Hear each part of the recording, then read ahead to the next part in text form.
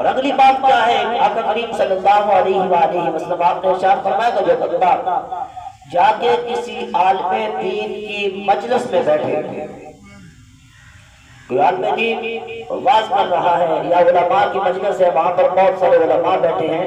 تو فرمایا کہ ان کے پاس جا کے جو بیٹھے وہ یوں سمجھے کہ وہ میں محمد کی مجلس میں بیٹھا ہے، اور آگے فرمایا کہ جو میں محمد کی مجلس میں بیٹھے گا وہ رب تعالیٰ کی جنت میں بیٹھا ہے۔ فرمایا کہ جو بندہ علماء کی مجلس میں بیٹھتا ہے وہ یہ سمجھے کہ وہ میں محمد کی مجلس میں بیٹھا ہے، اور میں محمد کی مجلس میری بارگاہ تو وہ بارگاہ ہے کہ اللہ تبارک و تعالیٰ کی جنت ہے۔ نبی کریم صلی اللہ علیہ وآلہ وسلم سے غلام میرے آقا کریم صلی اللہ علیہ وآلہ وسلم آپ کو علماء کی شان فضیلت بیان کرتے ہوئے آپ نے فرمایا کہ ایک طرف ایک وہ شخص ہو، وہ بندہ ہو کہ جس نے ساری رات مصلی پہ کھڑے ہو کر اللہ تعالیٰ کی عبادت کی ہو، یعنی ایک عابد شخص ہو، عبادت گزار شخص ہو، ایک طرف وہ بندہ ہو، اور دوسری طرف وہ بندہ ہو کہ جس نے رات کے مختصر سے تھوڑے سے حصے کے اندر علم دین حاصل کیا۔ ایک طرف ساری رات عبادت کرنے والا بندہ ہے، ایک طرف وہ بندہ جس نے پوری رات میں سے رات کے تھوڑے سے حصے کے اندر علم دین حاصل کیا ہے۔ تو نبی کریم صلی اللہ علیہ وآلہ وسلم آپ نے فرمایا کہ وہ جس نے رات کے تھوڑے سے حصے کے اندر علم دین حاصل کیا وہ عبادت گزار سے بہتر ہے۔ وجہ کیا ہے؟ وہ ایک عالم دین عبادت گزار سے بہتر کیوں ہے؟ میرے آقا کریم صلی اللہ علیہ وآلہ وسلم نے فرمایا کہ ایک طرف ایک عالم دین ہو اور ایک طرف 1000 عبادت گزار ہو، اور ان کے درمیان ایک شیطان ہو۔ ایک طرف ایک عالم دین ہو، دوسری طرف 1000 عبادت گزار ہو، ان کے درمیان ایک شیطان ہو۔ تو نبی پاک صلی اللہ علیہ وآلہ وسلم آپ نے ارشاد فرمایا کہ وہ 100 عابد 1000 عابد مل کر اس شیطان کا کچھ نہیں کر سکتے جو ایک اکیلا عالم دین اس کا بگاڑ سکتا ہے۔ ایک عالم دین جو اس کا نقصان کر سکتا ہے، 1000 عبادت گزار مل کر اس کا وہ نقصان نہیں کر سکتے۔ نبی کریم صلی اللہ علیہ وآلہ وسلم کے غلاموں، تاجدار مدینہ صلی اللہ علیہ وآلہ وسلم آپ نے ارشاد فرمایا کہ ایک عبادت گزار وہ ساری رات عبادت کرے، اور ایک عالم دین وہ نماز عشاء پڑھے اور جا کے سو جائے، نماز عشاء پڑھ کے جا کے سو جائے۔ یہ جو بات ہے اس سے ہمیں بھی کچھ عبرت حاصل کرنی چاہیے کہ تاجدار مدینہ صلی اللہ علیہ وآلہ وسلم آپ کو فرمانے علی شان فرمایا کہ ایک عالم دین وہ نماز عشاء باجماعت ادا کرے پھر جا کے سو جائے، اور صبح اٹھ کے وہ نماز فجر باجماعت ادا کرے، اللہ تبارک و تعالیٰ اس کو پوری رات عبادت کرنے کا ثواب عطا کرتا ہے۔ نبی کریم صلی اللہ علیہ وآلہ وسلم کے غلاموں، یہ تو رات کی فضیلت ہے نماز کے حوالے سے۔ تو تاجدار مدینہ صلی اللہ علیہ وآلہ وسلم آپ نے ارشاد فرمایا کہ جب اذان ہو جاتی ہے اور نماز کا وقت ہوتا ہے، اس کے درمیان جو 15-20 منٹ ہوتے ہیں لوگ انتظار میں بیٹھے رہتے ہیں، اب وقت ہوگا نماز پڑھی جائے گی۔ تو تاجدار مدینہ صلی اللہ علیہ وآلہ وسلم آپ نے فرمایا کہ وہ بندہ یہ نہ سمجھے کہ میں اتنا وقت بیٹھا رہا ہوں، میرا یہ وقت ضائع ہو گیا۔ آپ نے فرمایا کہ وہ بندہ یوں سمجھے کہ وہ ابھی بھی نماز میں ہے، جو اس نے انتظار کیا ہے اللہ تبارک و تعالیٰ اس کو نماز کا ثواب عطا کرے گا۔ تو نبی کریم صلی اللہ علیہ وآلہ وسلم کے غلاموں، تاجدار مدینہ صلی اللہ علیہ وآلہ وسلم آپ نے ارشاد فرمایا العلماء ورثۃ الانبیاء، فرمایا کہ میری امت کے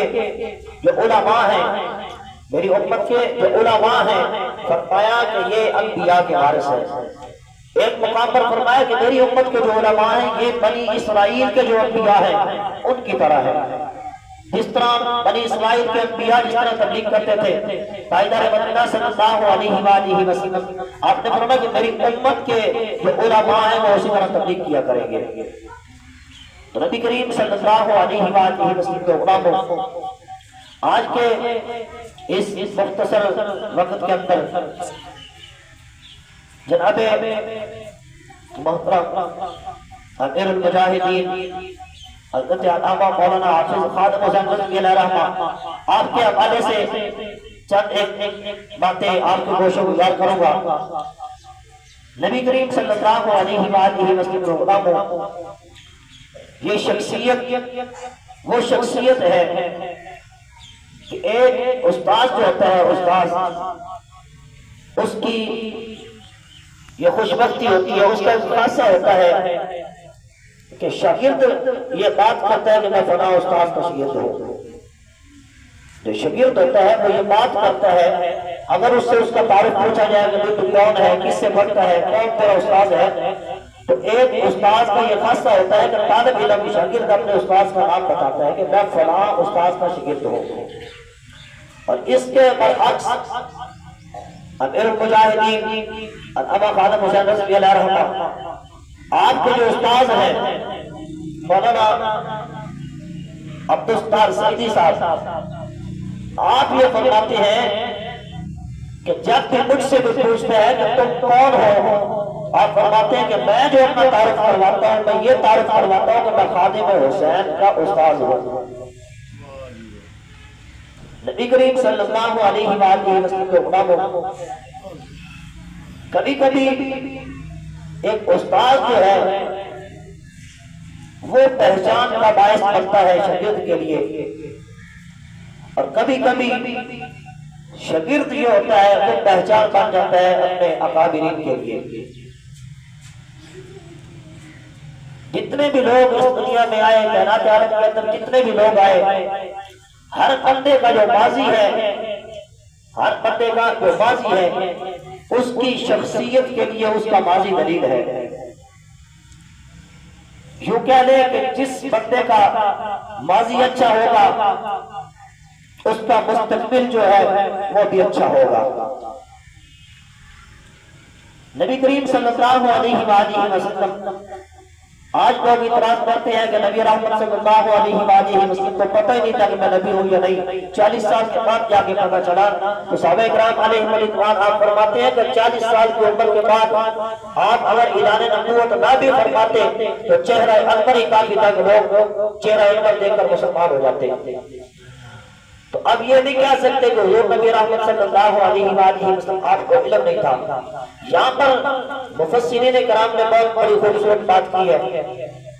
مفسرین فرماتے ہیں کہ جو نبی رحمت صلی اللہ علیہ وآلہ وسلم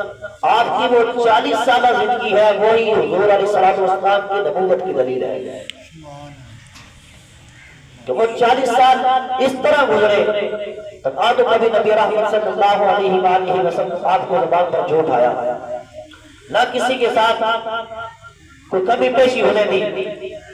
نبی کریم صلی اللہ علیہ وآلہ وسلم آپ کو لوگوں نے جب بھی پایا صادق اور امین پایا ہے۔ تو وہ جو آپ کے ماضی کی 40 سالہ زندگی ہے وہ حضور نبی رحمت صلی اللہ علیہ وآلہ وسلم کی نبوت کی دلیل ہے۔ اور اسی طرح امیر المجاہدین علامہ خادم حسین رضوی علیہ رحمہ، آپ کی جو زندگی ہے وہ ان کی شخصیت کی ایک دلیل ہے۔ آپ کے استاد محترم حافظ عبدالستار سعیدی صاحب آپ فرماتے ہیں کہ شروع میں جب پڑھنے کے لیے آپ مدرسے میں آئے، جامعہ نظامیہ لاہور کے اندر جب آپ پڑھنے کے لیے آئے تو طلباء کی ڈیوٹیاں لگائی جاتی ہیں مسجد کے اندر، تو فلاں بندے نے تقریر کرنی ہے، فلاں بندے نے اس موضوع پر کرنی ہے۔ اور حافظ صاحب فرماتے ہیں کہ پہلی 2-3 جو بزمیں تھی انہوں نے مس کر دیا، تو وہ بزم کے اندر غیر حاضری کا مظاہرہ کیا انہوں نے۔ حافظ صاحب فرماتے ہیں کہ میں نے یہ جو بات ہے یہ جامعہ نظامیہ کو جو اساتذہ اکرام ہیں انہوں نے مل کر اپنے شاگرد کی جو زندگی کا سفر تھا جہاں سے شروع ہوا اور جہاں پر مکمل ہوا، یہ اساتذہ نے ایک اپنے شاگرد کا نمونہ پیش کیا ہے۔ یہاں پر تو جو شاگرد ہوتے ہیں وہ اپنے اساتذہ کی شان کے اندر، اپنے پیر و مرشد کی شان کے اندر، یا ان کا جو سفر زندگی ہوتا ہے سارا اس میں کچھ نہ کچھ کتاب لکھتے ہیں، لیکن یہاں رخ ہی کچھ اور ہے کہ سارے اساتذہ نے مل کر اپنے شاگرد کو بیان کیا ہے۔ نبی کریم صلی اللہ علیہ وآلہ وسلم کے غلاموں، آپ حافظ صاحب فرماتے ہیں کہ وہ پہلی جو